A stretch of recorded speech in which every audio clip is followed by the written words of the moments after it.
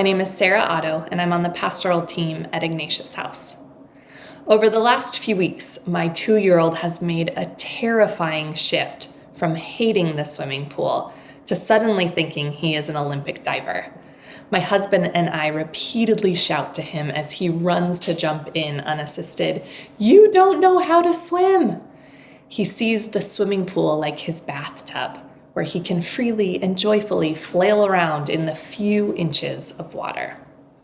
A bathtub may contain a few inches of water, but anyone who has survived a hurricane knows that water itself can never be fully contained.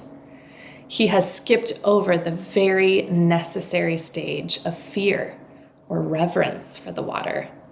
He does not recognize the magnitude and force of water, that it gives life, but can also destroy. I do not make this analogy to equate fear of the Lord to fearing God's destruction. I believe deeply that God is always a force of life. But just like my son's imagination tries to contain the power of water to the few inches he knows and feels comfortable in, we too often contain God. But in reality, once we think we've figured out God, we're no longer talking about God.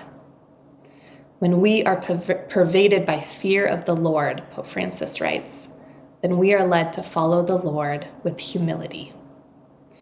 We are led to recognize that God is bigger than anything we can imagine and invites us to open up our imaginations about ourselves too. So often at the start of a retreat, I hear people say they're afraid of what God might reveal in the silence. Silence often brings us in touch with our desires.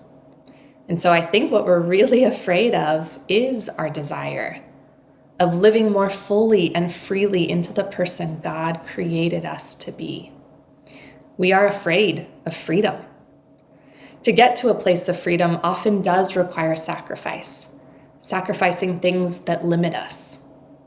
In his book, Addiction and Grace, Gerald May writes that our attachments give us a sense of self, so relinquishing those can be terrifying. We lose all sense of who we are. We may be unhappy in our job, but our title is what defines us. Our marriage may be struggling, but we're afraid of the stigma of counseling. We may want to make changes in our personal life, but change is uncomfortable.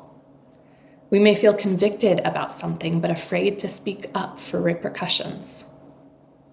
In this reading from Exodus, God is calling Moses to bring his people from slavery to freedom. But Moses first has to step out from his own personal enslavement. Who am I that I should be the one? He questions God. And in Moses' doubt and insecurity, God reveals God's self by name for the first time. What an incredible moment of intimacy. And it is in intimate moments Jesus reveals himself to people all throughout the Gospels, calling them to more, asking people, what are you looking for? What do you want me to do for you? Do you want to be made well? Jesus asks each one of us, do you want to be free?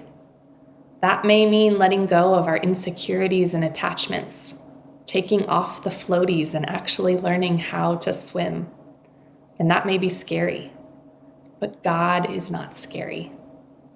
Fear of the Lord calls us to revere a God beyond our imagination, who calls us to continually imagine more for our life and for our world.